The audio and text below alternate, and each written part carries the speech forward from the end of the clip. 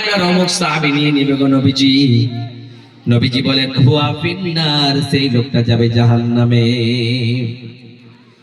সাহাবায়ে কেরামরা বললেন নবীর কথা কি করে মিথ্যা হতে পারে, নবীর কথা কি করে মিথ্যা হতে পারে, আমি দেখতে চাই। নবী তো কখনোই মিথ্যা বলেন নাই, নবীর কথা সত্য হয়। আমি জানতে চাই আমার নবী কি করে সত্য বললেন, আমি এটা যাচাই করতে চাই। সেই লোকটা চলে গেলেন, যাওয়ার পরে যুদ্ধের ময়দানে গেলেন। জরমদলের রেশমা ইসমা রব্বুল আলামিন এখানে তেলো 500 টাকা রব্বুল আলামিন 6 নম্বরে একটা রব্বুল আলামিন যাচাই দিয়ে গেল রে মাওলা। ওগো আল্লাহ দয়াময় পাক রব্বানা মিটাইয়ে দিও খোদা জীবনের গুনাহ, আমিন আমিন আমিন আমিন। সেই সময় বিশ্বনবীর সাহাবী তার পিছন পিছন দেখতে শুরু করলো, হায় রে কি করে সেই লোকটা জাহান্নামী হয়ে যায়, কি করে সেই লোকটা জাহান্নামী আমি দেখতে চাই। সেই লোকটা কাফেরদের ভিড়ে কচু কাটা করে কাটতে কাটতে এক সময় যেন কাফেরদের আঘাতে একটা হাত ছুটে গিয়েছে। একটা হাত যখন ছুটে গিয়েছে, ওই হাতখানা লেগে আছে একটু করে, সহ্য করতে পারে না ব্যথা যন্ত্রণা, সহ্য করতে না পেরে নিজের তলোয়ার খানা জমিনে গেড়ে দিল। গেড়ে দেওয়ার পরে সঙ্গে সঙ্গে নিজে ওই তলোয়ারের উপরে আঘাত খেয়ে আত্মহত্যা করে মৃত্যুবরণ করলো।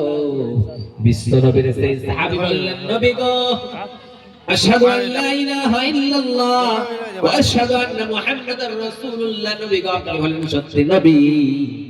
ওই লোকটা জাহান্নামে যাবে গো নবী, কারণ হলো ওই লোকটা শহীদ হয় নাই, নিজের তলোয়ারে নিজে আত্মহত্যা করে মৃত্যুবরণ করেছে গো নবী।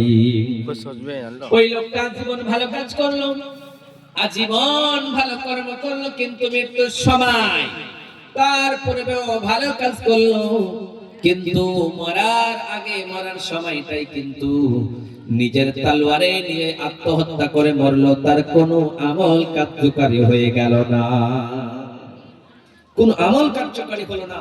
তাহলে আপনার আমার আমল কার্যকারী হবে? লাগছে? লাগবে না।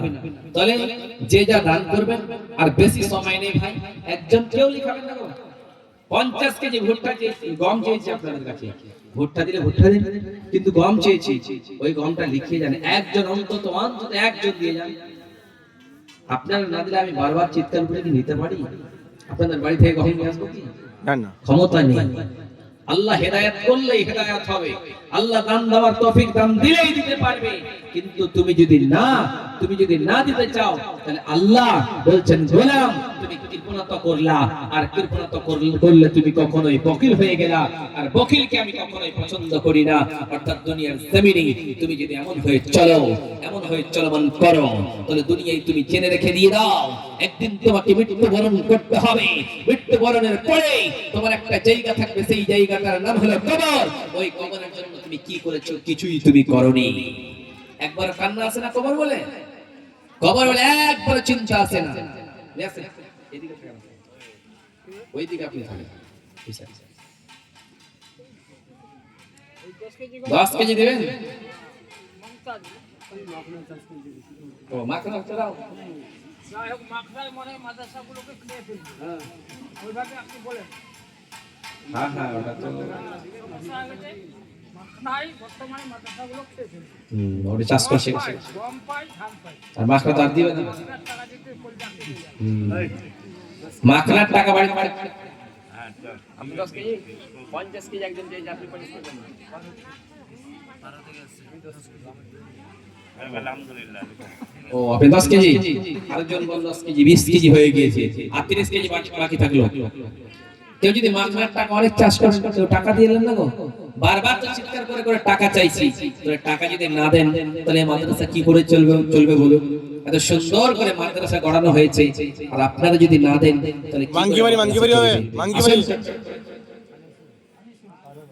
কবরে কি শাস্তি, কবরের কি যন্ত্রণা, কবর কে বলে আমাদের চোখ দিয়ে টস টস করে পানি বেরিয়ে আসে না? আগেকার যুগের মানুষেরা কবরের কাছে গিয়ে দোয়া পড়তো, এখনকার মানুষ কবরের কাছে গেলে সালাম পর্যন্ত করে না।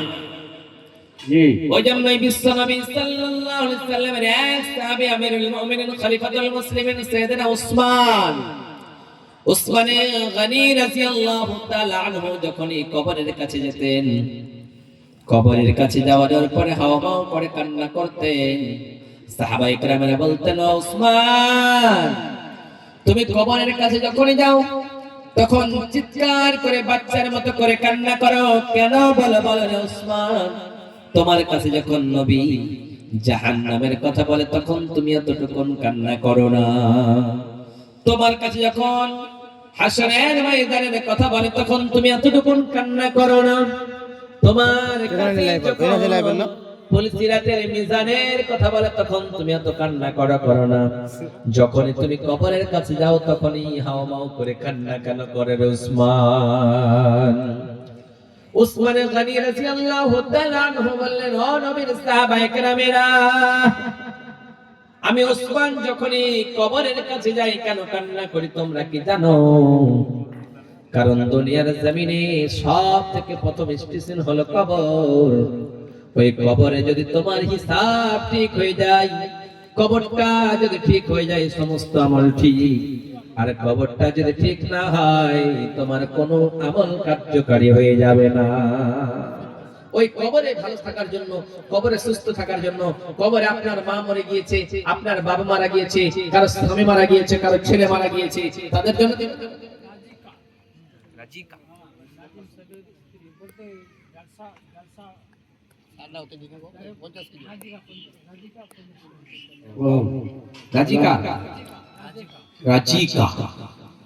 রাজিকা 50 কেজি ভুট্টা দিয়েছে ইনশাআল্লাহ রব্বুল আলামিন। ওগো আল্লাহ দয়াময় পাক রব্বানা মিটাইয়া দিও খোদা জীবনের গুনাহ। আরেকজন বন্যা মার এখানেতে এলো 50 কেজি ভুট্টা রব্বুল আলামিন দান করে গেল। ওগো মারে দোয়া করব কত আল্লাহ তুমি দেখে দিয়ে নিজের মন মতো রে, নিজের মন মতো মোবাইল আসিল কি দোলা লাগিল, পড়াশোনায় মন বসে না, মোবাইল আহিয়া কি দোলা লাগিল, লেখা পড়ায় মন বসে না। এই মোবাইলের জ্বালায় সব সর্বনাশ হয়ে গেল। তাহলে ভাই এই মাদ্রাসার জন্য আপনারা অনেকেই দান করছেন, অনেকেই করব ভেবে আছেন, কেউ বসে থাকে যাবেন না। আপনাদের মা বোন আপনাদের ওইদিকে লাশ টাকার চাদর পাঠাবো, ওই চাদরটাতে 2টা বাচ্চা যাবে, আপনারা ওই চাদরটাতে 10 20 50 100 যে যা পারবেন আপনারা দিয়ে পাঠাবেন। আলহামদুলিল্লাহ। এওরে মাদ্রাসার বাচ্চারা যাও, মাদ্রাসার বাচ্চারা যাও, ঘুরে যায় এসে আজকে কালকে ওরা দিবে, ওরা দিবে কালকে 20 মিনিট বায়ান করে শেষ করে দোয়া করে দিবে। এদিকে চাদর কিছু দিত নিয়ে এসেছে। আচ্ছা আপনি বললেন তো হয় কালে 20 মিনিট টাইম দোয়া করে টানে নিয়ে যান না ওরা দিবে যদি যাই দিবে জলসা করে দেন, যারা দিতে পারি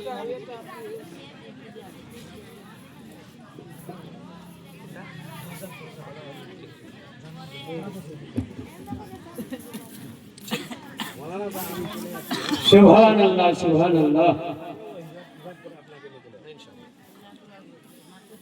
তাহলে বোঝো জাহান্নাম ভয়ঙ্কর জায়গা, যেই দিন সবাই নফসি নফসি নফসি করবে সেই দিন কেউ পালাবার জায়গা পাবে না। যেই জায়গাটার নাম হলো হাসরের ময়দান, সেই দিন কেউ পালাবার জায়গা পাবে না, যেই জায়গাটার নাম হলো হাসরের ময়দান। বিশ্বনবী সাল্লাল্লাহু আলাইহি সাল্লাম বলে, দুনিয়ার মানুষেরা রে, কঠিন কিয়ামতের দিনে, মুসিবতের দিনে সেই দিন মানুষগুলি পালাবে কোথায়? পালাবার জায়গা নেই, কোথাও পালাবে না, কোথাও পালাবার জায়গা নেই। ওমা হুমান হাবে গায়বি, সেই দিন সবাই সেই দিন থাকবে, কেউ অ্যাবসেন্ট থাকবে না। সেই দিন সূর্যটা কার মাথার উপরে থাকবে, কেউ বলেছে মাথার উপরে থাকবে, কেউ বলেছে 1 হাত উপরে থাকবে, কেউ বলেছে 1 মাইল উপরে থাকবে।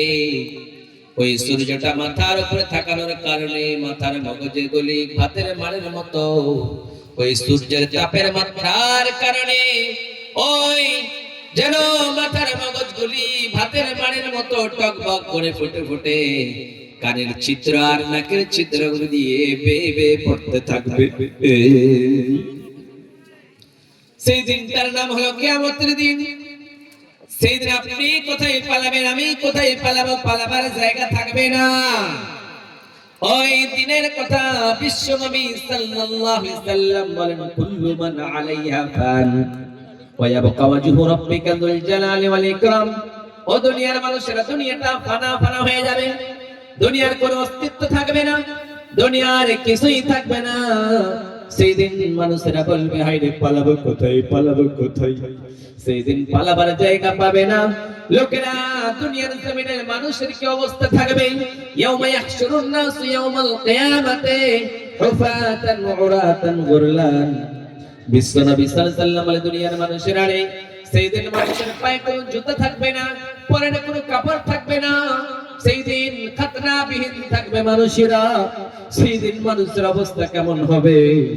সেই দিন মানুষগুলি নাফসি নাফসি করবে, হায়রে বাঁচাও বাঁচাও, আমার কি হবে, আমার কি হবে, আমার কি হবে, এই নিয়ে মানুষেরা চিন্তায় চিন্তিত থাকবে। সেই দিন মানুষ শুধু বলবে, আমার কি হবে, আমার কি হবে। কিন্তু আমাদের নবী, দয়ার নবী বলবেন, রব্বি হাবলি উম্মতি উম্মতি বলে কান্না করবে। সুবহানাল্লাহ, সুবহানাল্লাহ। সেই দিন লোকেরা যন্ত্রণা সহ্য করতে পারবে না, কারো মাথা পর্যন্ত, কারো গলা পর্যন্ত, কারো নাভি পর্যন্ত পাসিনা থাকবে, ঘাম বেয়ে পড়বে। লোকেরা বলবে, হায়রে, এমন জায়গা গেলে মনে হয় আমাদের বিচার হবে, এমন কোন কি জায়গা আছে? লোকেরা সবাই যাবে সাইয়েদনা ইব্রাহিম, সাইয়েদনা আদম আলাইহিস সালাতু ওয়াস সালামের কাছে গিয়ে বলবেন, ও নবী আদম, একটু আমাদের জন্য আপনি আল্লাহর দরবারে সুপারিশ করুন। কারণ দুনিয়ার জমিনে আমরা কিয়ামতের দিন বড় বিপদের মুখী হয়ে আছি, আর সহ্য করতে পারি না। এই সূর্যের তাপমাত্রা আমাদের সহ্য হয় না, আমরা আর সহ্য করতে পারি না রে। ও আদম, আমাদের জন্য একটুখানি আল্লাহর দরবারে সুপারিশ করুন। কিন্তু সাইয়েদনা আদম আলাইহিস সালাতু ওয়াস সালাম বলবেন, আমি পারবো না, আমি পারবো না, আমি পারবো না।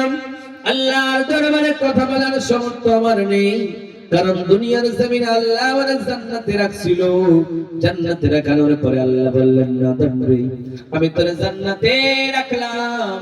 জান্নাতে রাখানোর পরে তুই জান্নাতের ভিতরে যা চাইবা সব খাইবা, সব করবা, কিন্তু আমার নিষিদ্ধ ওই গাছের ফল খাবা না, ওই গাছের কাছে যাবে না।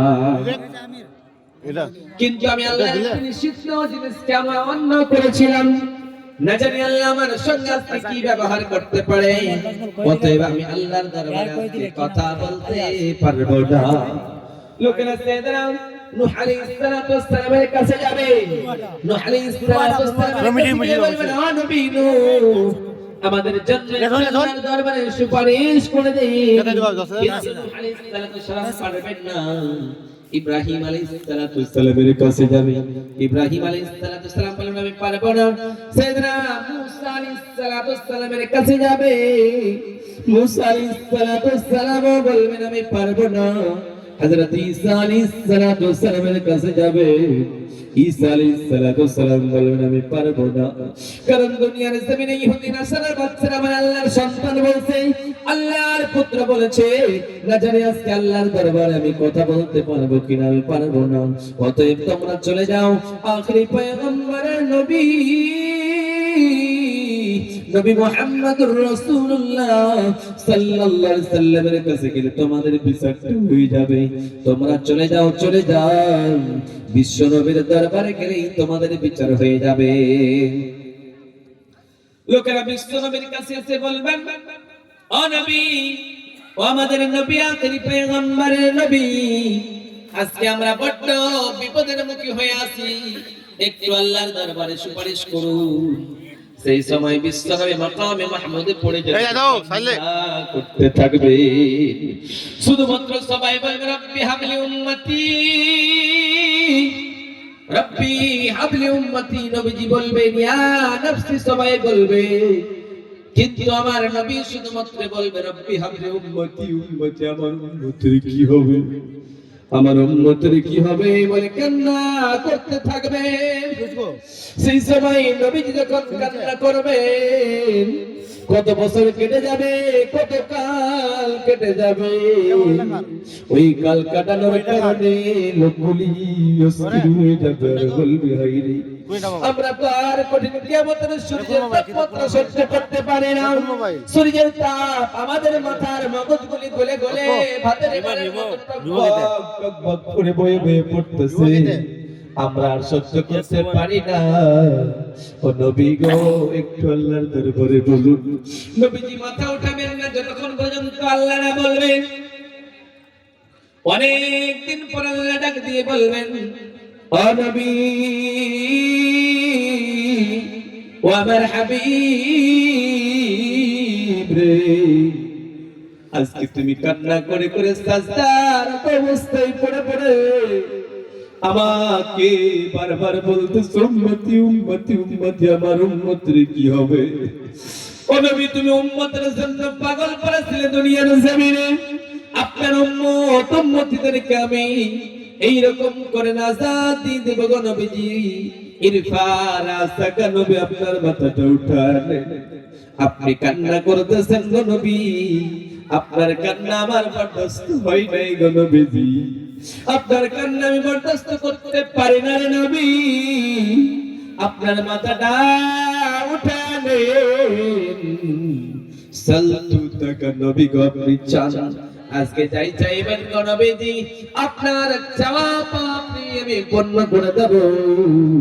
ইশফাতু শাফা, যার জন্য সুপারিশ করবেন গো নবীজি, ওই সুপারিশটা কবুল করে নেওয়া হবে। বিশ্বনবী সাল্লাল্লাহু আলাইহি সাল্লাম যখন কান্না করবেন, আল্লাহ বলবেন নবী মাথা উঠায় নেন, আপনি যা চাইবেন আপনার দেওয়া হবে না নবী। সেই সময় নবীজি বলবেন, রব্বুল আলামিন দুনিয়ার জমিনে তায়েফের মানুষে আমার রক্ত রক্তিত করেছে, আমার দান মোবারক শহীদ করে দিয়েছে, আমি একবারের জন্য দুনিয়ার জমিনে অবজেকশন জানাই নাই রে। কিন্তু রব্বুল আলামিন আজকে মুসিবতের দিনে, আজকে বন্ধু বন্ধুরে বলে পরিচয় দেয় না, মা কন্যারে বলে পরিচয় দেয় না, কেউ কাউকে বলে পরিচয় দেয় না রে মাওলা।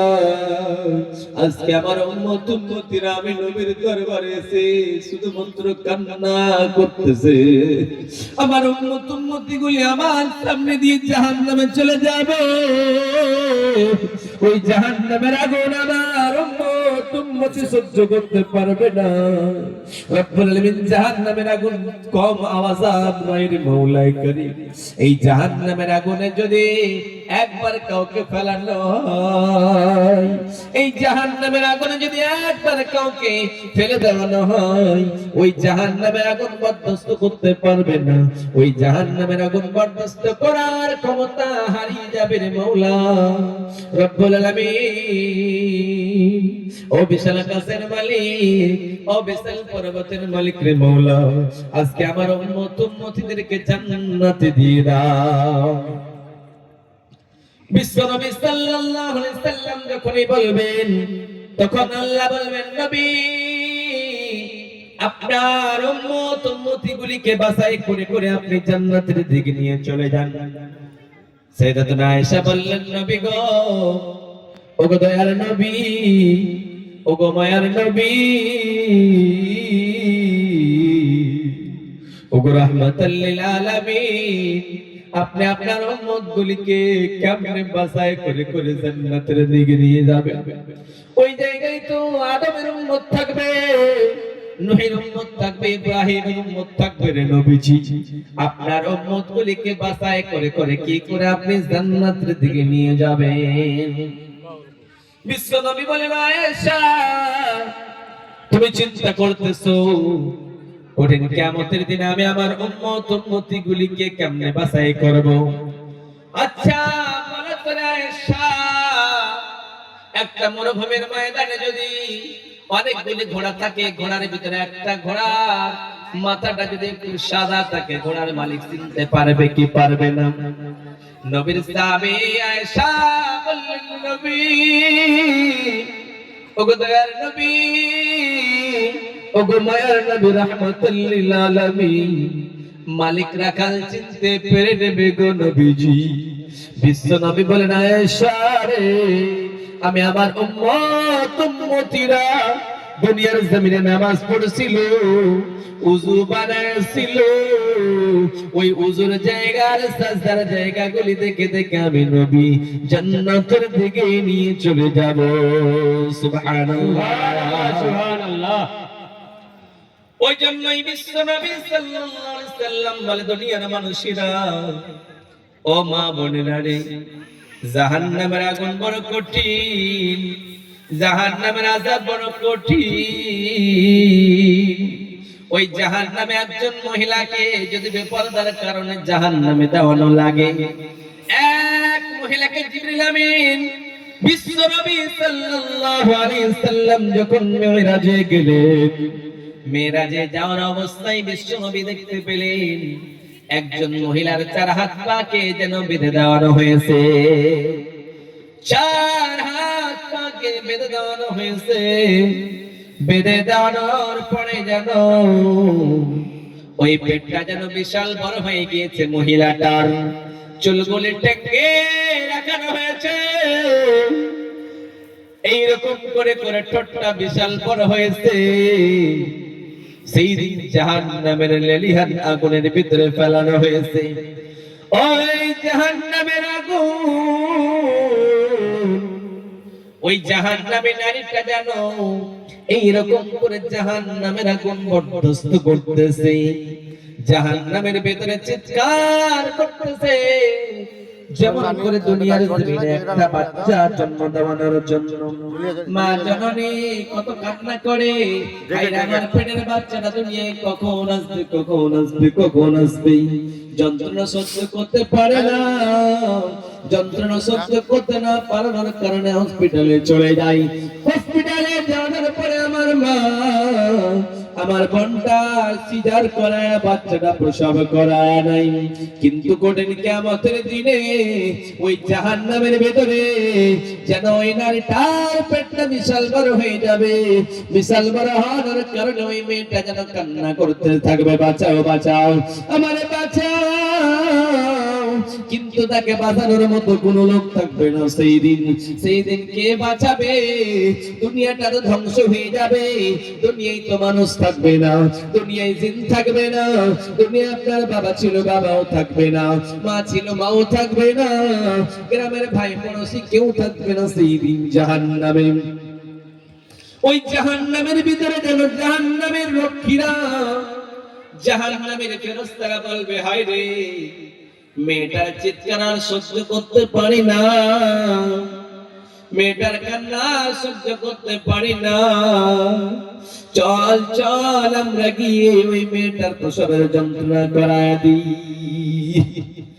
সঙ্গে সঙ্গে জাহান্নামের ফেরেশতারা যাবে, যাওয়ানোর পরে যেন ওই নারীটার লজ্জা স্থানের দিয়ে আগুনের শিকল পড়বে, আগুনের শিকল দিয়ে যেন রে ওই মেয়েগুলির, ওই মহিলাগুলির বাচ্চাগুলি প্রসব করাবে।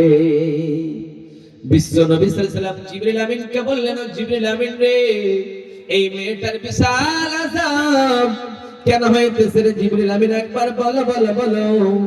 জিবরিল আমিন বলতেছেন, নবী গো, ওগো দয়ার নবী, ওগো মায়ার নবী, ওগো বিশ্বের নবী গো, এই মেয়েটার জাহান্নামের ভিতরে পেটটা বড় হওয়ার কারণ কি আপনি জানেন গো নবী? চুলগুলি টাঙ্গার কারণ কি আপনি জানেন গো নবীজি? এই মেয়েটা চুল ছেড়ে বেড়াতো, তার চুলগুলি সবাই দেখতে পেত গো নবীজি, স্টাইল করতো চুলের গো নবীজি, এর পেটটা বিশাল বড় হওয়ার কারণটা কি নবীজি বলেন তো? সেই সময় নবীজি বললেন, ও জিবরিল আমিন রে, বলো বলো বলো বলো, এর পেটটা কেন বিশাল বড় হয়েছে? জিবরিল আমিন বলতেছেন, নবী এই মেয়েটা দুনিয়ায় পর্দা করে নাই গো নবীজি। এই মেয়েটা দুনিয়ায় বেহায়ার মতো চলেছে, নির্লজ্জের মতো চলেছে।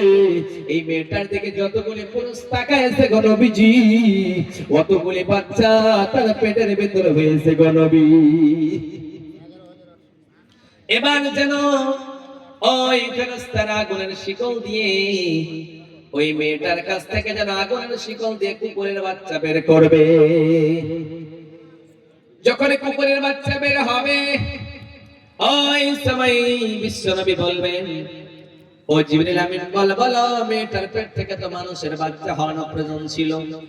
জিবরিল আমিন বলবেন, নবী গো এই মেয়েটার দিকে ছয়বার একটা পুরুষ তাকিয়েছে, একটা বাচ্চা হয়েছে। যতগুলি বেহায়ার মতো চলেছে, পর্দায় বেপর্দায় চলেছে, কতগুলি বাচ্চা তার পেটের ভিতরে রয়েছে গো নবী। বিশ্বনবী সাল্লাল্লাহু আলাইহি ওয়াসাল্লাম বললেন, এ কি রেহাই পাবে না? জিবরিল আমিন বললেন, নবী গো এ রেহাই পেয়ে যাবে দুনিয়ার জমিনে। এই